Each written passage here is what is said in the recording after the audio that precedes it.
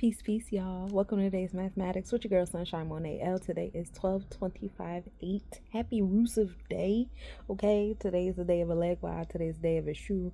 This beautiful Mercurian day. It's all about the messenger energy, taking the messages from the cosmos and bringing them into the physical realm, and also taking messages from the physical realm and putting them up into the cosmos. This is a good day for that. Ashe, ashe, ashe. Okay, so let's talk about the 12/25/8. So we will start the day. We on the 2-5. Today's a great day at 7 for my people born on the 7. That's 7, that's 16/25. This day is for you going inward, paying attention to your emotions and your spiritual self, where you are at currently spiritually, getting some knowledge and intellect. Studying is a good thing today. Metaphysical, spiritual studying of self is a big thing today. So, you can indulge in that. 7 also deals with, law, justice, truth, and righteousness. So we move in alignment with that energy too. Also dealing with 7 is Libra energy. Now we're in the Venusian space. This is the celestial designers making things all pretty.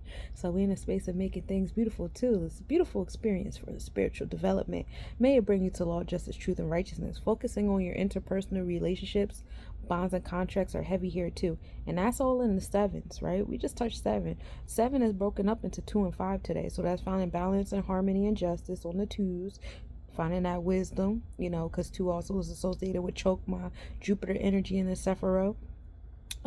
2 is the second house. That's Taurus. That's values and priorities. Still in a space of Venusian energy of making things pretty. The celestial technicians. 2 is also associated with Mayat, law, justice, and truth and righteousness. Okay, so we're finding that balance harmony with our 5, Hera Kahuti. This is the celestial enforcer. This is the 5th Sephiroth, 5th sphere of Mars. This is the enforcing our internal law. So that 2 could be in Mayat. 5 is the enforcer of Mayat. Okay, that 2 can be Venusian energy of what you prioritize, what you find value in, what you love, spaces of business and wealth. 5 can be Leo energy. That's the Leo house, a tipper of creativity, romance. You're tapping into your inner child. Being mindful of being overly dramatic in this space. But yeah, today's a great day of business for my designers, my creators, my thespians. Today is also a great day for those enforcing their internal law, creating the boundaries in the space. And this is in divine alignment with the lunar mansion that the moon is in too today. And we'll get into that later on in the astrological part of this session. So to be in the 7, I didn't said the 2, 5 in so many ways. I said the 7 in so many ways. So we're gonna take that law, justice, truth, and balance. We're gonna take the celestial, designer energy. We're gonna take that enforcement energy of the internal law of Maya. We're gonna put it into this month of understanding. This is the month of the 1 and 2 that equals 3. This is the 12th month in the year. We get our knowledge and wisdom as we look back on how we spent the last 11 months. Have you guys been journaling? Have you guys been tapped into the daily mathematics? Have you guys been looking at the astrological reports? Even if you don't want to get tuned into the level that I'm at because I'm demonic or whatever, okay, cool. But are you being aware of your energy and the energy exchanges and the pattern of your energy exchanges? Are you paying attention to your patterns? Are you paying attention to the seasons of your patterns? Are you paying attention to the existing elements outside of you and within you when you are engaging in your patterns? That's what this really is about. What is your clock on? Horoscope is really just paying attention to your personal clock. Everybody out here is a clock. Everybody out here has their gears and their shifts and their hours and minutes and seconds and milliseconds, days, months, and years. You got your own time. What is your time looking like? How aligned are you in your time zone? You know what I'm saying? Are you a resistance to your own time? Are you a resistance to your own speed because you want to move faster or because you want to move slower? I'm a heavy earth energy. I move way slower than a lot of things. Thank God I don't have a lot of Taurus energy in my chart because, oh my God, I would fucking panic. But I'm mostly Virgo and Capricorn. While I'm adaptable, I'm still earth. So I move slower than the air, fire, and water. You know what I'm saying? And I'm cool with that sometimes. It depends on what season it is. But I'm aware of my patterns. You know what I'm saying? You can have whatever labels you want to have with your patterns. That's up to you. It doesn't have to be astrology, numerology, whatever. As long as you're being aware of your energy. You could be on it on a psychological level. You know what I'm saying? But that is all in alignment with the understanding that we get from the knowledge and wisdom You know what I'm saying? This is a month of 3. This is what we're standing under. This is what we find ourselves like. You know what? This year was spent. It's like a nice reflection, especially if you're on the fiscal calendar and you're looking at your money flow. You know what I'm saying? I know you're Gregorian calendar. Ding, ding, ding, ding, ding. Okay, I get that. But if you guys use money, y'all like material things, y'all like to go shopping, y'all want to keep up with the corporations, y'all like to be in celebrities' business, da da da, then you need to get comfortable with the Gregorian calendar because that is the flow that they're on. Now, you want to be in nature, you want to be with the ancestors, you want to get into when to contact the spirits, and when the spirits is contacting you, you want to get into your spiritual experiences. Then you get into, nature's calendar, the solstices, the equinoxes. You want to get into Vedic astrology, a little bit more draconic. You can add on to it if you want to get into your spiritual experience while you're having a physical experience. The tropical chart is for your mindset. Okay, all 3 charts matter, whether you're doing it from a birth chart point of view or progressive, which I prefer when we're talking about current planets, because you're here now in your progressive self, not in your natal, even though your natal is still within you. That's here or there. All these things are still realms of understanding what your clock is and how you spent the last 11 months. So we're going to take the 7, we're going to put it to the 3. It's going to bring knowledge in your cipher. I just spit up a whole bunch of knowledge to y'all, so I don't really feel like I need to go back down that lane and repeat myself. But also, 1 deals with taking initiative, taking action, be a leader, be a cardinal energy. With this knowledge, wisdom, understanding, with the 7 you got from the 2-5, you're going to want to act on it. You're going to get some downloads from the Ketters. Everything starts with the thought. Ashe? Okay, so now we're coming into this 1. We're independent, we're leadership, learning how to be one amongst the collective, because it's not just about you being a leader of yourself in a room by yourself, in a tower by yourself. It's all about you being a leader in a room full of people and knowing, okay, this is what triggers me. This is what does this. This was what does that. This is what I'm good at. This is what I'm not good at. And then being able to sit in a room with other people and having that level of sympathy, empathy. And I would like for it to eventually be common sense for you to go in a room and say, well, if I have triggers, if I have things I'm good at, not good at, if I have insecurities, if I have these, then that means you have these things too. Let me pay attention to you and be aware of what those things look like for you. What's your clock like? It's simple. It could be simple. And we're going to put that 1 into the year 8, right? This is the year of transformation, building and destroying. 8 is Oya energy. Oya rules over the elder place, the market, and the witches. Oya can be, Oya teaches us not to be so drastic and dramatic with every little thing. Think things through a little bit.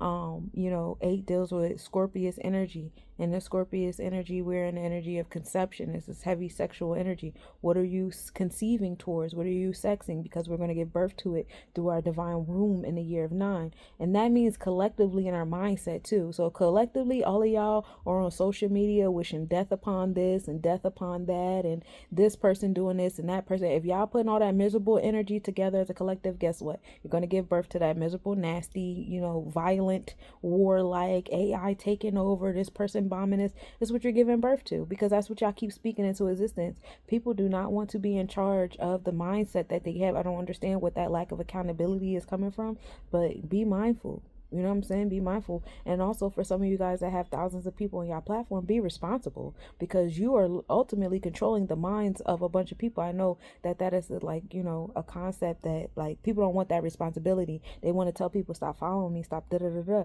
But that's how people are. That's how the majority of the community is. They're looking for someone to save them. They're looking for someone to lead them. They're looking for someone to teach them, feed them, give them water, give them word, give them aspiration and hope. That's what they're looking for. So if you want to take on that role, if you feel like, you qualify to take on that role, be responsible when you're communicating, and be responsible for the thoughts that you're putting into thousands of people and how they're choosing to spread it. You know what I'm saying?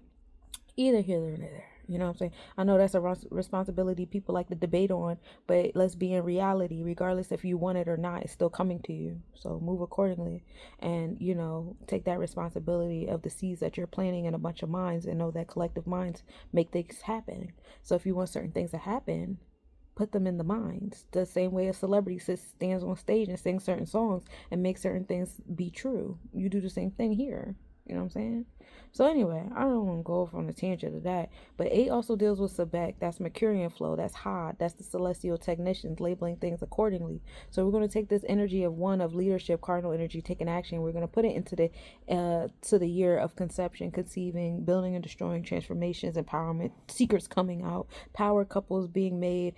Pluto's over there in Aquarius and Capricorn at the same time, bringing a rise and fall transformations to our root chakra. So collectively, transformations, empowerment, and pendulum swinging is happening in our infrastructure as a society, as a family, as a business, as an organization, as a religion, whatever, what have you. It's all, everything is being uprooted in some type of way, shape, or form, right? So we ultimately are in a day of 9. Today is the day of giving birth. Today is the day of Yesod, paying attention to the moon. And we're going to talk about the moon in a minute because the moon is doing dope things. But we're in the energy of giving birth, nurturing, home and family is heavy here, tapping into your feminine energy. Today is another great day for aligning your third eye with the fact that we're in the energy of Eshu, Elegua, Papa Legba, Eshwa, Esu, Lazarus. This is the energy of being the messenger, Mercurian, Hermes, the messenger from the physical to the non-physical and the non-physical to the physical. So we can have these third eye conversations today. It's a great day for meditation and invocation and stuff like that. And again, like I said, it's a day of born, things coming into the physical. So I guess that's why I was emphasizing on being mindful of what you get on these platforms to start talking about, because you are planting seeds in the minds of a bunch of people, and we know the power of mindset, and we especially know the power of a collective mindset and how they make things to be true. Okay, so I wish this would stick to somebody important, but it won't. Anyway, let's talk about the astronomical report on this day of 9. Start the day off at a 28% wine and crescent moon. We're still in the moon of cleansing. We're cleansing intangible things out of our space. So like behaviors, mindsets, emotions, things like that. We're cleansing those things. Moon rising at 2:13 a.m. and setting at 12:48 p.m. Tropically speaking, we are in Libra, so our mindset is on that 7 of wanting balance and interpersonal relationships, bonds and contracts, righteousness happening, law and order, all those things. We just want balance. You know what I'm saying? This is also a spiritual experience, as in Draconic, we are in Libra as well. Now, on the energy exchanges, we are like in between Virgo, Libra, constellation. When we start off the day, so we're in that space of paying attention to details and stuff. In the same breath, we are still creating balance. So we're moving in our way of being Libra all across the board at this period of time. Like it's like 2 o'clock or whatever. We're definitely in Libra all across the board with the moon. So truths coming out, balance is coming, all that stuff. Now we are in the Shitra Nakshatra. This is the 14th lunar mansion. This brings on the energy of creativity, resilience, brilliance, determination, having an eye for beauty, coming into that 7, that Netzach, the celestial designer. Having a good time today and buying luxury items is the energy for today. The symbol is a bright jewel or pearl, is ruled by Mars. Virgo Libra energy is the energy this lunar mansion is giving off, paying attention to detail, but also, being in the beauty of it. So this is an alignment of the sphere 8 of the celestial technician and sphere 7, the celestial designer. So we're making it pretty and we're specifying it at the same time. Excessive wealth is the energy for today. The Lord is Mangle, which is associated with Mars, the warlord or captive of deity of the divas. Aggressive and independent energy. Be mindful of being selfish or being too outspoken, so outspoken that you kind of mess up your relationships, and also being mindful of overindulging in sex. But if you want to build a Virgo or Libra, it's a good day to do it under the Virgo Libra moon. See how that's a divine alignment? I like that. You know what? I gotta get into that. See what the statistics like that is about. Like if we conceive under this moon, will we be giving birth under that sun? Do the homework. I'm going to do the homework. Get back to you on that. But that can't always be true because the moon moves way faster in a 28-day span. I don't know, but today just seems to add up that way, don't it? Anyway, gain the fruit of your good karma that comes with righteousness. Tavastar is the deity. This is the celestial architect, bringing us back to that energy of 7. Female tiger and a heron is the animal for this energy. Sunrise was this morning at 7:19 a.m. and setting at 4:39 p.m. tonight. We start the day off at a 2-degree Capricorn energy, so we're in that space of wisdom still. 3 degrees, we're coming into 3 degrees, so in that space of wisdom, but also coming to understanding, taking root today.